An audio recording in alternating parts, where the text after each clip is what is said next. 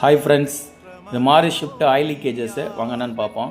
Customer வந்து எனக்கு clutch function ஆகல தம்பி, கீழே ஆயில் லீக் ஆகுதியா அப்படின்னாரு. செக் பண்ணி பார்த்தோம், கிளச்சில் வர ஸ்லேவ் சிலிண்டர் போயிடுச்சு. அது கியர் பாக்ஸ் இறக்கி தான் சார் பார்க்கணும், உள்ளே ஒரு சிலிண்டர் அப்படின்னு சொன்னோம். தம்பி இப்போ தான் ஏன் கிளச்சு சிலிண்டர் மாற்றணும், கம்மியாக தான் என் கிலோமீட்டர் ஓடி இருக்குது அப்படின்னாரு.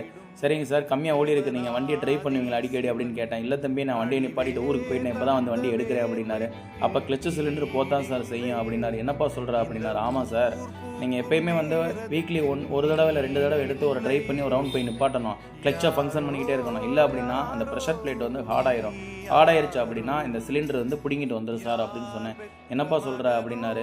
இப்போ தான் எம்ஜிபி தான் ஏன் போட்டேன் அப்படின்னாரு. நீங்கள் என்ன போட்டாலுமே அதே மாதிரி தான் சார் ஆகும் அப்படின்னு சொன்னேன். இந்த பாருங்க கிளச் பிளேட்டு, இந்த கிளச் பிளேட்லாம் போகல, நல்லா தான் இருக்குது.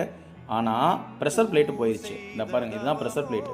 இந்த ப்ரெஷர் பிளேட் என்ன செய்யுது அப்படின்னா, நம்ம ட்ரைவ் பண்ணல அப்படின்னா ஹார்டாயிரும். இந்த சிலிண்டர் இருக்குது பாருங்கள், இதான் சிலிண்டர். இந்த சிலிண்டர் போய் அதை அமுக்கிறப்ப இது உள்ளே இருக்கிறது ரப்பரு, இது அமுக்க முடியாமல் அந்த ரப்பரு பிடுங்கிடுது.